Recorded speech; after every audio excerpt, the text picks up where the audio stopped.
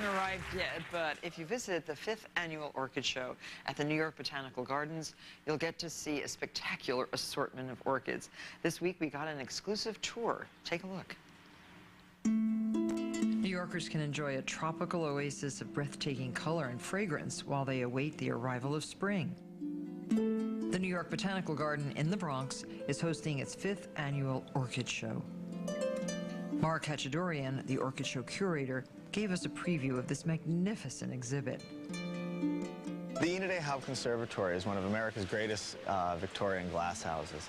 It was originally built in 1891, finished around 1900. And in the palm dome here, we have the largest assemblage of New World palms under glass. But here at the entrance to the Orchid Show, we make a big splash of color for our visitors, because this is the place where they first enter into the Orchid Show. So this year we decided to go with a naturalistic feature in our design and to have these orchids beautifully displayed in this rock waterfall here, where we have some wonderful bright yellow Japanese Cymbidium hybrids with a wonderful contrasting red lip, surrounded by some Phalaenopsis, which is now America's most popular orchid. There are more Phalaenopsis produced than any other type of orchid right now in the world. The spectacular colors of the palm house are only the beginning.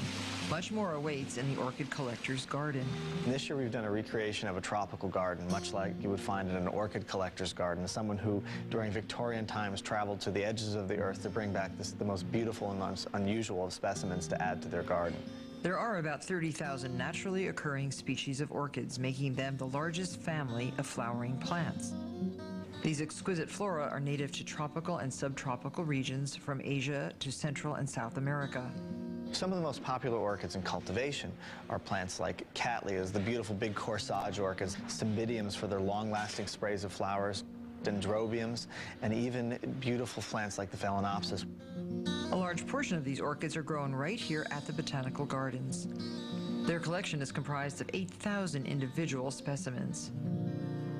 Many orchids in temperate climates grow as terrestrials in the ground, like these Paphiopedilums are here. But their greatest diversity is found within the tropics, where orchids are found growing as epiphytes. This is where they attach themselves to the mossy branches of trees, taking advantage of the available light that's in the canopy. There are thousands and thousands of tropical orchids that grow this way. Everything from this beautiful plant Miltonidium here with these beautiful pansy-like flowers to plants with these little teeny tiny orchid flowers like this Oncidium twinkle. Many of the orchids have fantastic and unusual pollination mechanisms. One such flower drew the interest of Charles Darwin. When Charles Darwin first saw this beautiful white flower that's only fragrant at night, with this long tail that has nectar all the way at the base of it, he theorized that there was a moth with a tongue long enough to reach the base of this tube to reach the nectar. People thought it was a little outrageous of a claim, and it was 40 years later the moth was discovered, and Charles Darwin was proved correct in his assumption. Here in the lowland rainforest galleries, we have many of our orchids displayed in a natural setting as they would be found in a lowland tropical rainforest, say in the coast of Brazil. The orchid family is incredibly diverse, but there is really only one plant with strong economic importance. This is the vanilla orchid. This is the source of commercial vanilla. Most people don't realize that all of those little flecks you see in your ice cream are actually bits of seed pods of an orchid. And in vanilla production, since the pollinator doesn't exist where the plants are grown, all of the flowers have to be hand-pollinated to get the vanilla bean. Another highlight in the lowland tropical rainforest gallery is the flower credited with starting the orchid obsession in Victorian England. This beautiful flower here is a plant called Psychopsis, originally called Oncidium, which is commonly known as the butterfly orchid. The strange pattern actually has a purpose. The pollinator of this, a butterfly, actually attempts to mate with the flower, and in doing so, inadvertently pollinates it. In 1823, when this plant flowered in cultivation, it created quite a stir in the collection of the Duke of Devonshire's glasshouse collections. Most people don't realize that 60% of all orchid plants are smaller than 10 inches in length.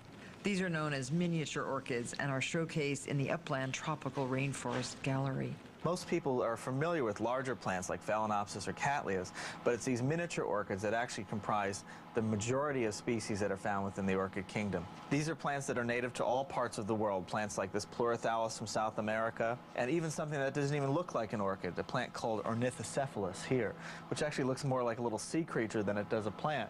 One of the tiniest we have on display is a plant called Oberonia. Each one of the individual flowers on this inflorescence is only about 1 millimeter across, and this tiny little flower spike here can have almost 300 flowers open at once on this little plant. Some miniature orchids are actually just even grown for their foliage.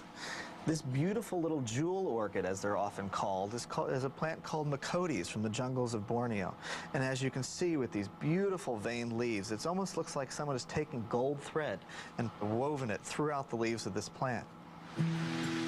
With more than 80,000 people expected to see the show, the New York Botanical Garden strives to teach visitors about more than just orchids. It's one of the perfect groups of plants for us to illustrate all of the parts of our mission here.